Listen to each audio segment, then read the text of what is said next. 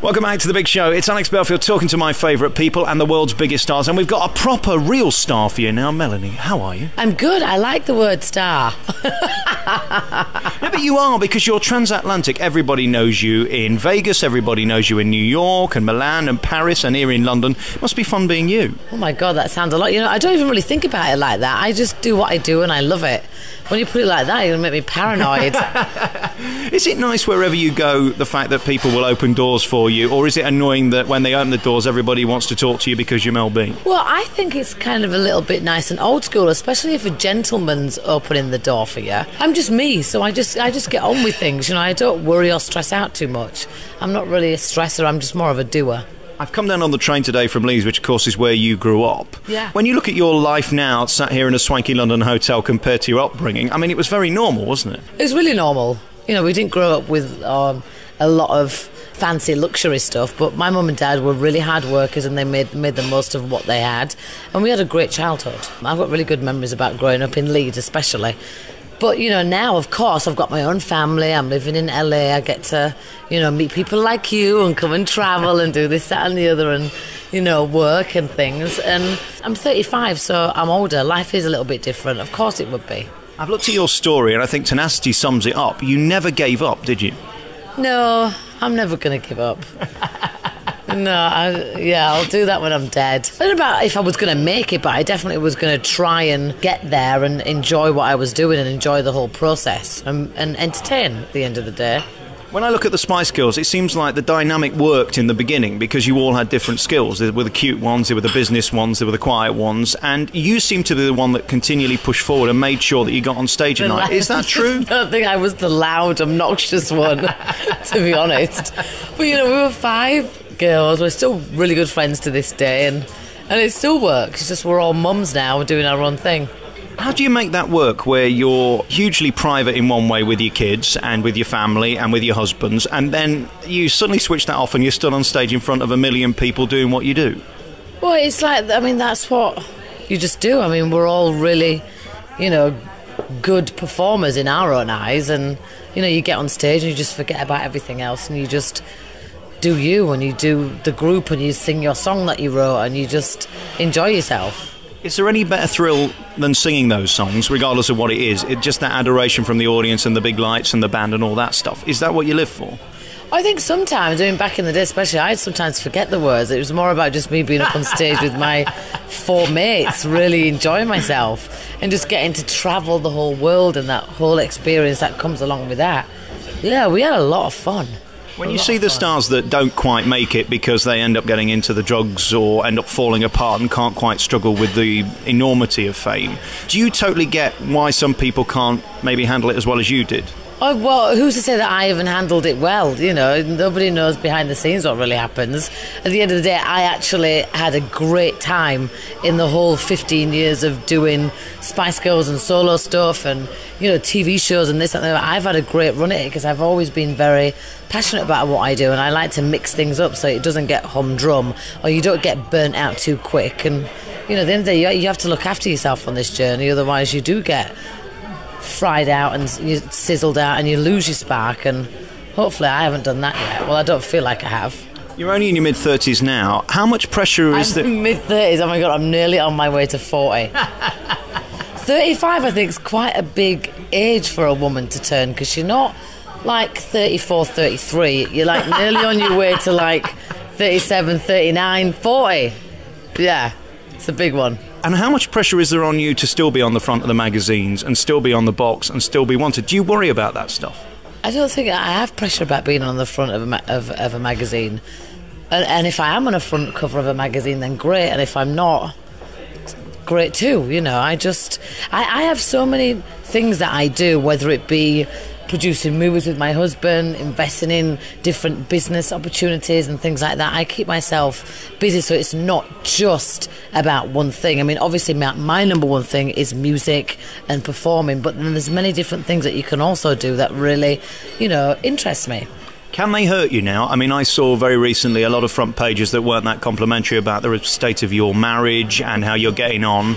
Does any of this bother you, or is it just all fun showbiz? I think if I didn't have my own reality show out, I'd be going, oh my God, and I want to go on this interview and set them straight and this, that and the other. But, you know, I'm producing my own reality show. I'm in it. It's me and my family, and it's just about us. There's nothing that we're trying to push or be fake. It's just us, and you just watch us on our day-to-day thing. So that, in so many different ways, just sets the record straight. So I don't need to be bothered about what people say. And to be honest, people are always going to judge, and they're always going to comment, and they're always going to have their opinion or their rumoured story that apparently they think is true. And that's never going to change. The first big reality show was the Osbournes. That didn't go so well for the family. They're now coming out the other side. Have you worried? I thought that was successful. Well, let's think of it. He ended up in rehab. Ozzy was nearly dead. Sharon ended up having a breakdown. It's good because they were already like a mess, and then they sorted themselves out. If you listened to Kelly recently, she was saying that it was mostly brought on by the pressure of doing that show to continually be interesting. I mean, I'm really mundane and boring. How much are you turning it on then, or is it really just you? Well, the thing is, if you just follow me in my day, what I do, things just happen. Like, I landed in Milan and I lost my luggage. I was in the same clothes for 2 days, and then my mobile phone got stolen. And I was just laughing the whole time. Didn't have time to go shopping because I had a 16-hour day. And then I've got my husband Skyping me with the kids because we just had, he just built a new movie theatre room. So they would like stay more or less in there for 12 hours straight because the kids have no school. And I'm going, get them to bed. They have to go to bed, or in pizza at like God knows what time. So yeah, I mean, my life is very interesting to say the least, but also I'm very family orientated, as in my kids have certain responsibilities to earn their pocket money. You know, I've tried to have a structure where they do understand the value of money because they are in a privileged life, and we just have fun at the end of the day. How do you do that? Because I spoke to Gordon Ramsay recently, and he says the kids fly economy whilst I fly first class. What are your rules on things like that? Because if the kids think it's normal to have a flat bed, that doesn't really give them a perspective. Well, I'm mainly flying jets, but apart from that, you know, my 11-year-old, she has a chore to feed and walk the dog. She knows to tidy her room. Even Angel knows if she plays with her toys and makes her room a mess, she puts them all away. We all have our phones off at dinner time, and we all help set the table, and we help do all the dishes. I mean, we're just like a regular family in that respect, but we do have quite a nice life as well. Christmas, though, comes, and then the kids can have basically what they want. How do you make sure that that doesn't get out of perspective? No, I mean, I think it all depends what kind of parent you are and how you got brought up. I may be extravagant on one hand, but, you know, even though my kids do have a certain amount of privileges, we do everything in moderation when it comes to birthdays and Christmases. I'm not going to go completely over the top. I mean, they'll still have things like socks that they have to unwrap 3 or 4 packages, so that fills the room a little bit more. This is what I envisage, you see. I envisage Christmas Day, about 5:30 the alarm goes off, and by 10 o'clock, Baby Spice is there, and Mel C's there, and Victoria pops in. Does this happen? No, we have lots and lots of different dinner parties, and we'll have, like, play dates with Phoenix's friends and Angel's friends, and then we'll have our movie night where, you know, people, I guess, that are in the public eye come over and hang out and stuff. And then apart from that, it's back to being on a school night, and we're all like in bed pretty much at a decent hour. You came back with the Spice Girls a few years ago, and it was a massive success. We'd like to see that again. Is that possible? Yeah, I mean, I've always said never, you know, completely shut down anything to do with Spice Girls. I'm always the one that's always like campaigning like we will get back together, and I always will be, because I just love the other 4 girls, and I've always enjoyed performing with them, so I'd be the first one to say yeah. Have you mastered at this point why we loved you so much? Was it for your voices, or was it for what you brought to music, which was fun and different? I don't know if you did love us so much, because we were just everywhere. Maybe we were all brainwashed. I don't know. As you sit here now, the last time we met, you were in this mucky show called Peep Show, which I loved, by the way. It depends how you look at it. I don't get out much, Mel. To see you in a thong is quite exciting. Well, was I in a thong? Yeah, maybe I was. I think I was in a fishnet bodysuit at the same time too. I mean, at the end of the day, it's a performance, no matter which. It was a performance, no matter which way you look at it. Did you enjoy it? Because you were living in a hotel for like 9 years or something. Like 6 months. One of the main reasons why I did it is because the guy Jerry Mitchell, who created Hairspray on Broadway, he created the whole show for me. So when somebody like that said they've got a show for you, you kind of can't really say no. And what's it like actually just being there and being the star on Broadway and seeing your name on all those big posters in your face? Does that ever become normal? I don't think that is normal, no. I think that's a really lucky position to be in. Yeah. And is it still exciting and fun, or is it just one of those things now? I don't really do anything that I don't enjoy. Or that's not seen as a challenge for me. Otherwise, I'd be bored, and then you'd know that I was bored, and it would just be boring. We're going to talk about the future in a minute, but one of the things that you just mentioned is musicals, and that's going to be a big part of your life in the next few years because they're going to do Spice Girls, the musical. Yeah. I guess this has got to be something new, hasn't it? Because the kind of songbook thing's been done now with We Will Rock You and ABBA with Mamma Mia. What's going to be new about the Spice Girls musical? I don't know. I haven't read what she's done yet. But she's met us all, and she's really got a feel for a lot of our behind-the-scenes stories and things like that. So she's busy. Judy Kramer's busy writing with Jennifer Saunders, and hopefully the story's going to reflect us as a group. And if not, we'll just rewrite it again. The interesting thing about you is your physicality of late. Let's face it, everybody has been mesmerised by how good you look and how physical you've become and into all the DVDs and stuff like that. Why are you frowning? Am I saying something I think it's funny.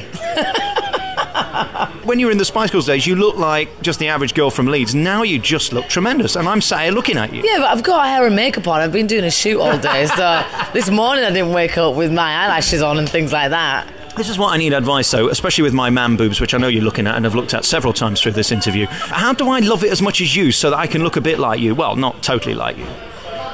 Well, I work out and I eat somewhat healthy, and I think everything in moderation and balance. You know, I started working, the first time I ever stepped foot in a gym was 3 years ago, because I put on so much baby weight and I wanted to kind of lose it. And I just started like doing it bit by bit since then. It kind of has been one of my things that has taken over a little bit. Do you think you were born to be fat? I think I was born to be fat, because the minute I take my eye off the ball, I go up 6 stone. Were you born to be gorgeous? No, I don't think anyone's born to be gorgeous or fat. It's what you make of yourself. You just try and be the best, I guess, the best version that you can be of yourself. And is it a regime then? Do you wake up in the morning with a certain breakfast, the muesli, or do you avoid the carbs? Is there any plan? Well, you know what? I'm really spoiled because my husband is like a gourmet chef. Like, he enjoys cooking all day long. If it was up to him, he would just cook all day long. He's constantly got his head in the fridge, figuring out what recipe goes with this. In fact, whenever we're in London, he actually goes and cooks at this French restaurant down the street in the Mayfair. He enjoys it that much. So he literally cooks me everything, from a nice healthy breakfast to a nice like chicken and vegetables, and it's all tastes amazing because he seasons it all the night before. So here, when I'm here by myself, I have wine and wine and bread. And in terms of what you give him back then, he's cooking for you, he's the big movie star maker. What's in the deal for him to cook for Yes, me. Which probably half the time is like, oh God. We all love the fact that you say what you think. Are you better now at not saying exactly what you think until you've thought about it? Because that used to get you in a lot of bother, didn't it? Well, I think the older you get a little bit more tactful, and especially when you have kids as well, you want to be a little bit more responsible. And I'm always going to be me. I'm always going to be a bit of Scary Spice. I'm always going to be the one that just says what she thinks. But I think I've just become a little bit nicer and worldlier, because when you travel and you see certain cultures and differences, you really do appreciate who you are and what you've got and where you've come from. So you just become a little bit more humble. And where do you go from here? Obviously, we get to see an insight into you we've never seen before, and there's got to be a little bit of theatre in there. You're saying that it's mostly really you. It's really not theatre in there. You'll see it and you go, oh, right, okay, that is her. Is it aggravating, though, to have these people poking cameras in your face 24/7? Not really, because I walk down my driveway and they're already there waiting for me anyway. What's the rules? Are there any specific rooms they can't go in the bathroom, in the shower? No, anywhere? I mean, they don't really do that anyway. But I mean, they've filmed in my bedroom and stuff like that, but not for that long. I'm thinking in the shower, though, that could be great for ratings. I don't think they do that. I wouldn't want them to do that. Sorry, is that wine not very good? No, it's not very good. Taste it. No, I don't even like the colour of it. And we're in one of the swankiest restaurants in London. They can't even give Mel B a good glass of wine. Because I brushed my teeth before I came down, and then it tastes of toothpaste and wine. It's not very sexy. What do you normally like? I mean, are you often found with your nose in Jacob's Creek? No, but that is a good red wine. That's nice. Yeah, my mum. Blue Nun, do you like Blue Nun? Oh, no, but what's the one? There's Baby Show? no, there's fat. What's the other red wine? There's a red wine and there's a white wine that's really rude. Anyway, go on, sorry. I can't remember where I was, but your affection for Leeds and its affection for you, how often do you get back? Because it must be just like you can leave show business behind and become you again. I'm always me, whether I'm in an interview or whether I'm doing laundry or frigging picking my kids up from school. I'm always me. My point was, you were on Loose Women. That was it. Yeah, now you're back on track. So is this the future where we can see more of you maybe doing shows like that? I'm not sure, actually. I haven't planned my life out that much. Have you noticed, by the way, I don't wish to distract you, but we're in one of the poshest hotels and there's a cheap supermarket opposite. You'd think they'd have put a ban on when that. When I land, I go and stock up from Sainsbury's because I like some of their food to snack on, and then I bring it into my hotel room. Do they let you do this in these fancy places that you can bring your own supermarket food in?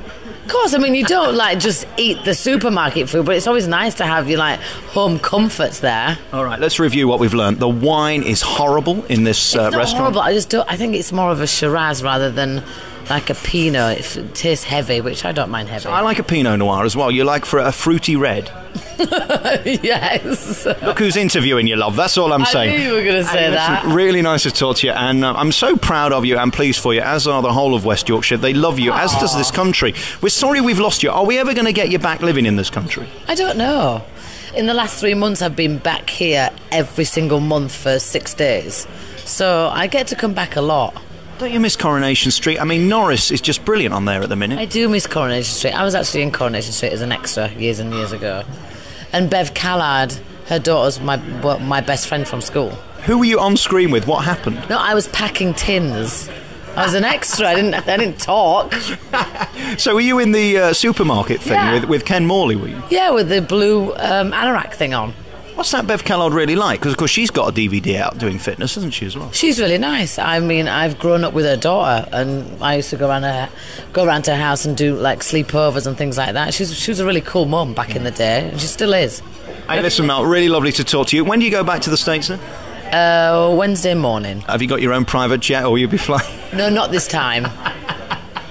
All right, we'll just hire a few beds so nobody has to sit next to you. It can be really annoying when people Exactly. pass wind and things. I don't want to be snoring in front of anyone. That's all you need. And with those video camera things, you wonder what people are recording when you close your eyes. Oh, I don't really care. All right. Music, when are you going to be back bringing out an album or some music? Because we need to hear. I did a song with Ludacris that's out on my last episode, so I'm back in the studio when I get back. Brilliant. Well, that's what you're best at. We need to see you back on stage. Your website? I mainly do Twitter. I should update my website. Having just spoken to Jason Manford, I don't think Twitter is the best thing for celebrities anymore. Why? What happened to him? Well, he was caught having sex with 12 women online via Twitter. You see, you've got to be very careful what pictures you take. Oh, I wouldn't take a picture like that. Have you ever been tempted? Because it can be kind of nice when you're in bed, you're this side of the Atlantic, he's the other, send a little picture, and then the next minute it's on the front page of the News of the World. I just do Skype. So if you want to have sex with somebody via the internet, do it on something that's not recorded. Or get your husband to make sure that they're there with you. What's your name on Twitter? At official Mel B. How much spandex are you going to be wearing in the new DVD? I don't think I wear spandex. Well, I just did well, no, I've got two coming out. I've got the fitness one coming out, Get Fit with Mel B, that comes out at the end of November. And then I'm in the middle of shooting a dance DVD, which is really hard work. And I think that comes out next year. You do know there's two markets. There's the women who are buying them for the right reasons and the guys like me who are buying them for the wrong reasons. Yeah, well, I don't think there's a wrong or right. Each to their own. As long as they pay. As long as everybody has a smile on their face when they watch it, I don't care. Mel B, we love you very much. Thank you so much for your time, and safe journey back to... said that. I know, and then you keep saying something and we start again. Drink your wine. I'll see you soon. Thank you.